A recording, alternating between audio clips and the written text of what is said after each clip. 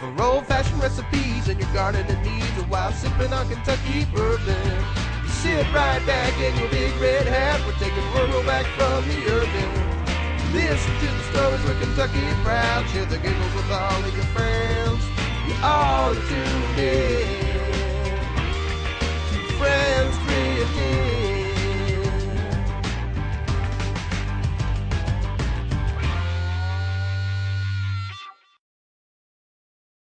Hi, I'm Joyce. Welcome to episode 11 of Friends Drift In, your source for the farm-to-table movement in eastern Kentucky. Today we're talking sweet taters. That's right. And who have I got to be sweet with but Cole Schmidt from Blue Raven in downtown Pikeville. That's right, the one and only. I'm so excited. Cole is a sous chef. That's right. Tell me what a sous chef does. Sous chef, it's French for under chef. I'm the assistant, all the work, none of the credit. That's the way I put it. Yeah, you are the workhorse. The workhorse, that's right. What's this about? I'm pretty. I'm too pretty. We're talking sweet potatoes today, and we're going to talk about two different kinds. We have a white sweet potato and a yellow sweet potato. That's right. When we chop into one of these, chop one open. let's get a look inside this sweet potato. This is the white. This is the white. A white sweet potato is very starchy. It's more firm. I can hardly put my fingernails through it. You use a white sweet potato if you were going to make sweet potato chips, right, or something that you want to be really crisp in the oven. Exactly. It is a higher sweet, but it takes much longer to cook, so most people prefer the yellow sweet potato. You're right about that. So let's see what a yellow sweet potato looks like. Yeah, this is what we're going to be using today. This is much, you can see a big difference in the color. It's easy for me to stick my fingernail into. These are called Vardaman, is one of the biggest brands. Vardaman, Beauregard, or Jewel are the kind that are generally grown here in eastern Kentucky. The Sustainable Appalachian Research and Education Project is doing a research study to see if growing sweet potatoes in eastern Kentucky is economically feasible, because they don't take a lot of work once you get them in the ground. Yeah, my parents grow them, and basically set it and forget it. They're gone. They're gone all summer. And they love the sandy ground of eastern Kentucky. So yeah, really easy. It could be a real economic boost for our area. That'd be cool. So what are you going to do with sweet potatoes today, Cole? Well, we're going to do ice cream first. We're going to be using, like Joyce says, we're going to be using the yellow sweet potato, so we can get this white one out of the way. Teasley. First things first, we're going to roast these. You can do them in the microwave too if you want. It's faster, but you want to poke it.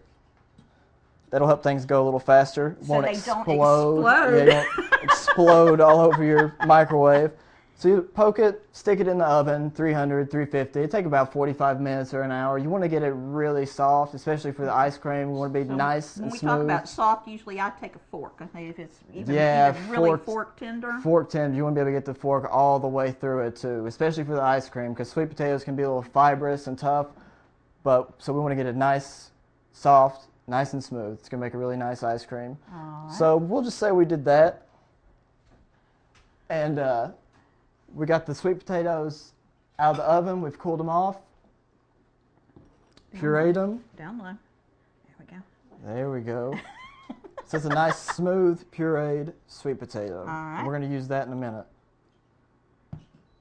So we're making the custard for ice cream. Yeah, technically this is a frozen custard and not an ice cream. Usually if you go to a restaurant and you get a choice between an ice cream and a frozen custard, go for the custard, because it's got the egg yolks in it. Much richer. Much richer and much more sinful, and we like that. Yeah, it's gonna be way better than store-bought stuff. So what we got? First thing we're gonna do here, I've got 10 ounces of whole milk. That's important. You want the fat, and it's 10 ounces of heavy whipping cream is in here as well. So we're gonna get this on the stove first. And we're going to click this on to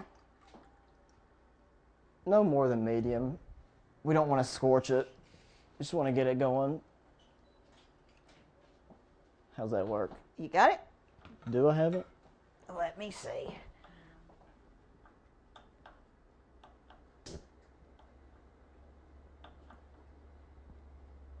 gas leak. It's not wanting to do. Stick it on that back burner for now. Yeah, we'll do that. Is it going? Is it on? There it is. It's real life. Are you all right? I think I lost some hair. Welcome to the barn, y'all. Yeah, it's a party. So, now that we've set ourselves on fire, I'm going to turn that down. Always exciting here at Friends Drove 10. Oh my God, Joyce. What are you trying Barn rolls, What are you man. trying to do to me? All right, I got a nice vanilla bean here.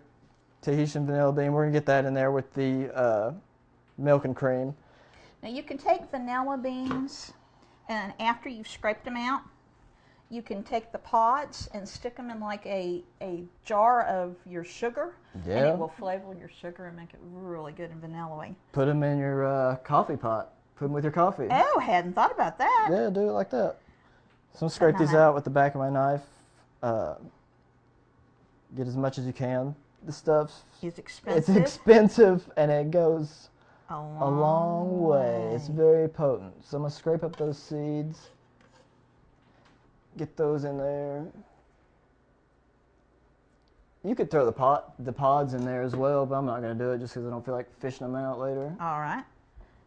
So we're just going to let that hang out, come up to a simmer.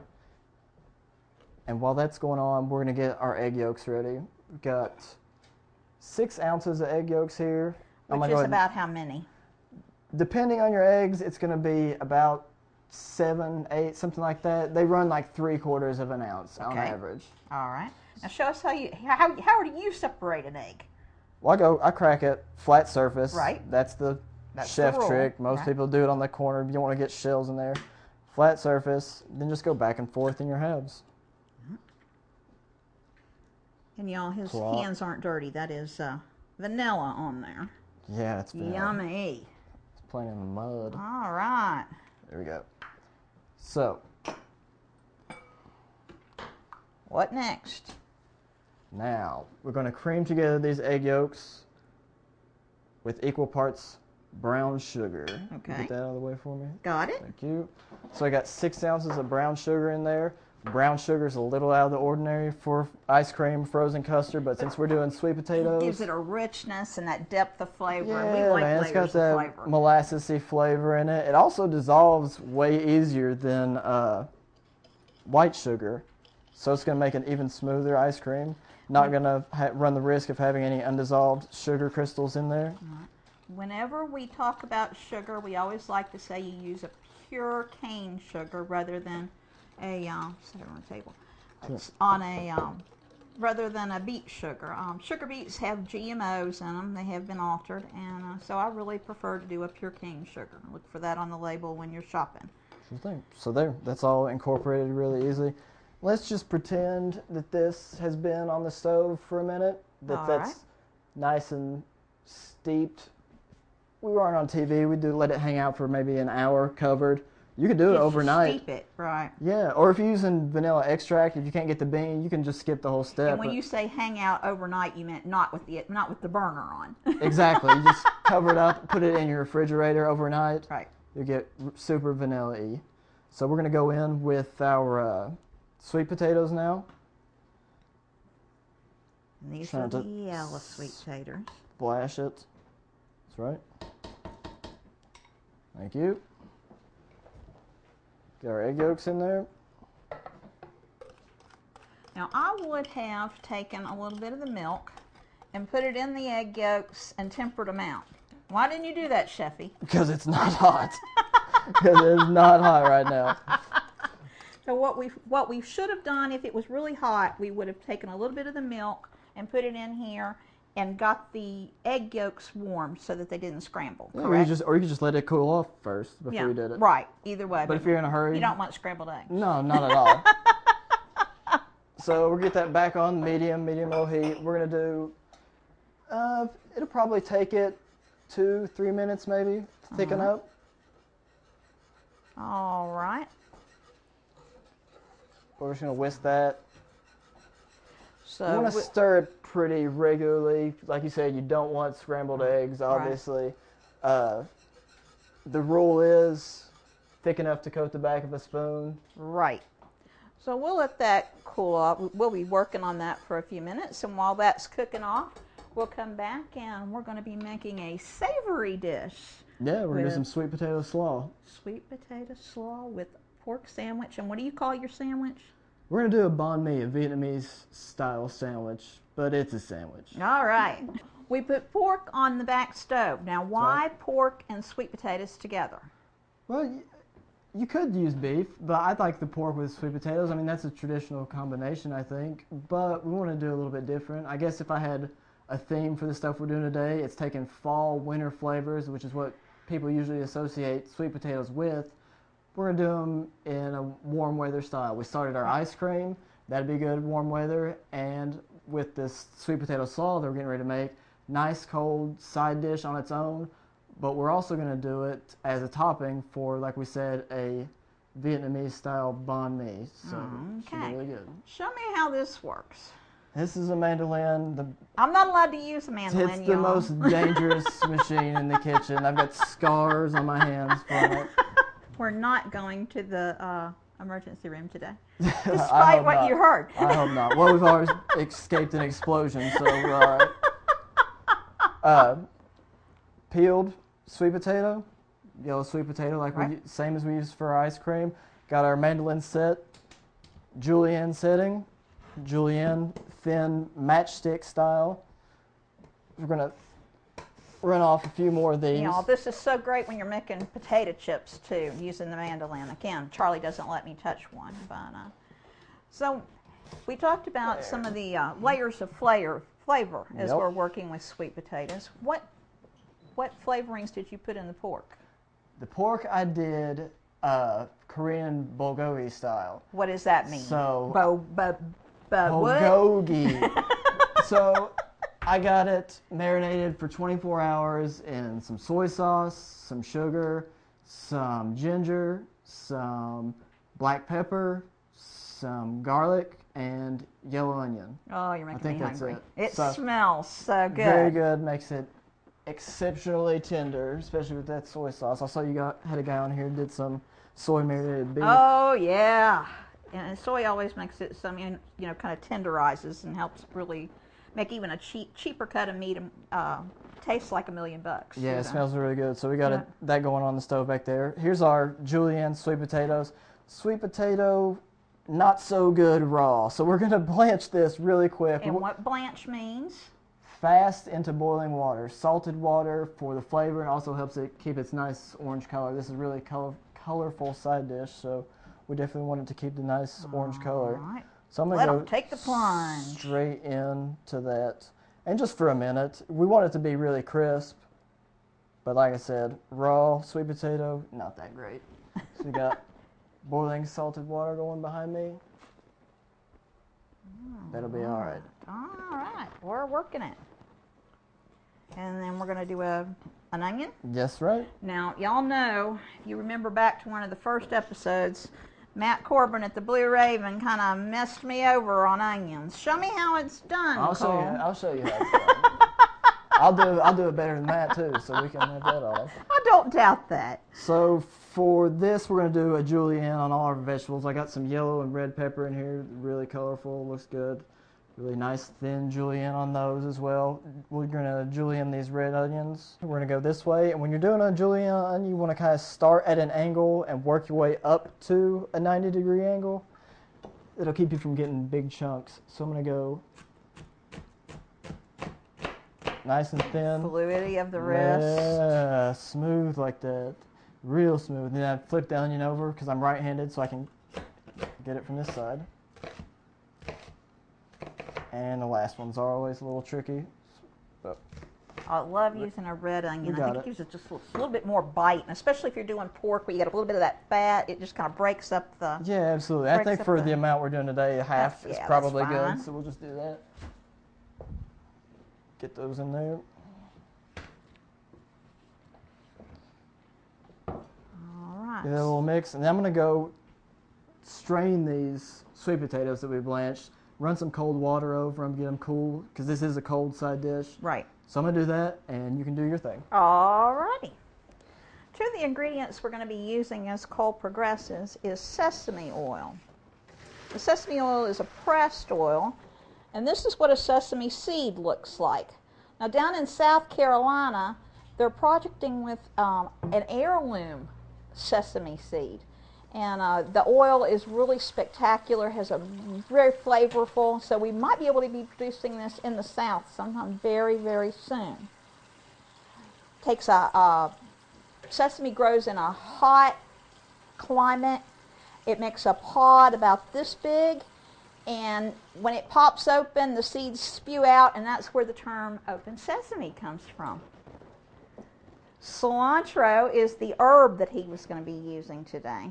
Now, cilantro is very, they say, herbaceous.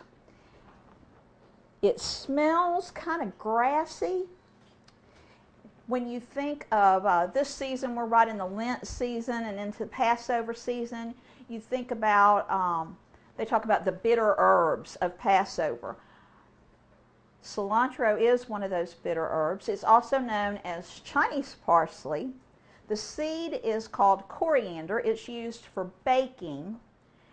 And if you think of the biblical reference, when you think about manna that the Israelites had, they talk about the coriander seed. So this is a very ancient herb. It can grow here in eastern Kentucky. Usually what you do is you throw out seeds about every 2 weeks to keep it going throughout the summer. This is the typical in Mexican dishes for salsa and that type of thing. You about ready? Yeah, ready to go. So I got sweet potatoes. I've run some cold water over them. I also squeezed out the excess water. We don't want a bunch of water sitting at the bottom of our bowl. So you can see they're nice and soft now, but they're not falling apart. So we're going to get those in there. Now we're going to go with a little sesame seed here. Looks nice in there. Gives it some texture and visual interest. Sure. And then lime. Yeah, for some acidity in there. Some slaws are either mayonnaise based or, vinegar based. In this slaw, the lime gives you the same acidity that a vinegar would give. Yeah. Almost cooks it too a little bit. I mean, when you think of acidity, it gives it not only a bite, but it kind of tenderizes and almost gives it a cooked. Sure. So I'm just texture. Using my hand as a strainer. That's because that's the way you roll. That's very the way cool. I roll. Very cool. No seeds. No seeds. And you think of lime, we're dreaming of summer. Yeah, absolutely. Lime, cilantro. Lime, cilantro. That's spring and summertime for sure.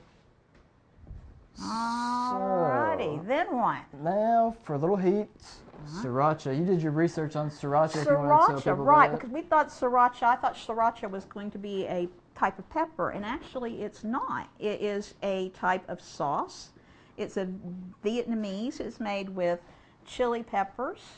It is not as hot as jalapeno, Right. but still got a little bit of that zing to it. It's perfect for me. I like it because it's got heat with flavor too. Right. So we And use when it in a you lot get of stuff. And comparing the heat with the sweetness, I mean, that really gives you, a pop too. Yeah, I put it on everything. So depending on how hot you like it, I think that's probably all right Pretty for good. this. All right. We'll give it a shot later on. We might use some more. A little salt. We always use non-iodized salt. Don't Right. need that iodine. It just makes your vegetables turn funny colors. That'll be all right. And will you grab me a bunch of cilantro? How much cilantro do you want, my friend? That'll work. I'm dangerous today. Very dangerous. I'm just gonna give rough chop this cilantro. It looks nice. There's no sense Smells of good. like pulverizing it. So You can use cilantro in salads. You think of it traditionally with Mexican salsas. What else do you like cilantro in? I'm gonna put it on top of this sandwich too. Yeah. Some more, just Oh. a big sprig of it. Is that in there? It has vitamin K. I believe cilantro is one of the few herbs that has vitamin K. Oh, gotta have your vitamin K, folks. If there's anything you take from this, you gotta have your vitamin K. So there we got the sesame seed oil. Sesame oil. I cut this with a little olive oil because sesame oil is pretty potent It stuff. does. It's got a little bit, yeah. Pretty potent. Kind but of coats the palate. so I'd say, what's that? Tablespoon total, Yeah, maybe a maybe. little bit less. All right. Right. And I'd say maybe just a teaspoon of that is the actual sesame So oil. beautiful. Let's move that forward to make sure the camera can see it. Yeah, I'll just toss this with a fork. That'll work. Pretty colors. Smells good. Yeah, like I said, summertime, you got extra sweet potatoes left over because they keep forever, and you don't know, like, you don't want to have like Thanksgiving type food in the warm weather. So No. it's an awesome side dish. Go awesome with some barbecue ribs, probably. Oh man, on top sweet of a pulled pork barbecue sandwich. ribs. Yep. We Yep. got that pork back there. Are you about ready to plate that up? Yeah, so here we'll start the Vietnamese banh mi, which is, it's a sandwich. it's hipster for sandwich. But the one common characteristic is this baguette. It's a kind of an airy baguette, not the really dense Not like a kind, dense, but, right. But yeah, banh mi means bread in Vietnamese. So our pork's definitely done. Looks good, smells good. First, I've got a pickled jalapeno aioli. Now, what does aioli mean? Traditionally, aioli is like a loose mayonnaise. It's the Homemade. real deal is egg yolks, oil, salt, pepper, garlic. It's like a garlicky loose mayonnaise, but it's kind of come to me in a flavored mayonnaise. And you put a little bit of jalapeno peppers in it. Yeah, pickled jalapeno, actually made by Bird, our dishwasher, the man. Wow, I That's how we love do it. jalapeno peppers. They grow easily here in eastern Kentucky. Y'all can get the seeds locally and grow your own jalapenos. Yeah, that's what he did. And you He's can the man. Dry them, freeze them. What's your dishwasher do? Wash dishes? It's My 2013. dishwasher isn't working right now. That's how far ahead of the game we are. Our dishwasher has skills. If I was the competition, I'd be scared. I'd be real scared. So we've got this aioli sauce. Slathered. You gotta slather it. So we've got the layers of flavor. You know, this is kind of creamy, and then you're going to add the pork, which is going to be very succulent and Yes, pork on top of sweet, that. with a little bit of ginger and soy sauce. What else do you have in there? Ginger, soy sauce. The shiitake mushroom stems are the kind of the weird thing.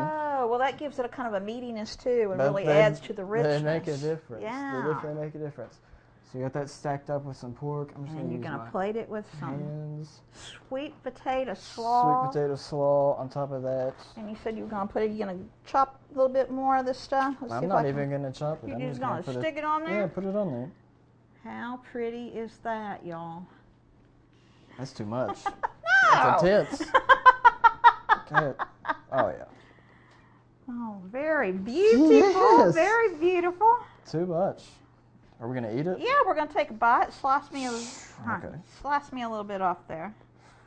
God, is this gonna happen? I don't know if these are meant for slicing.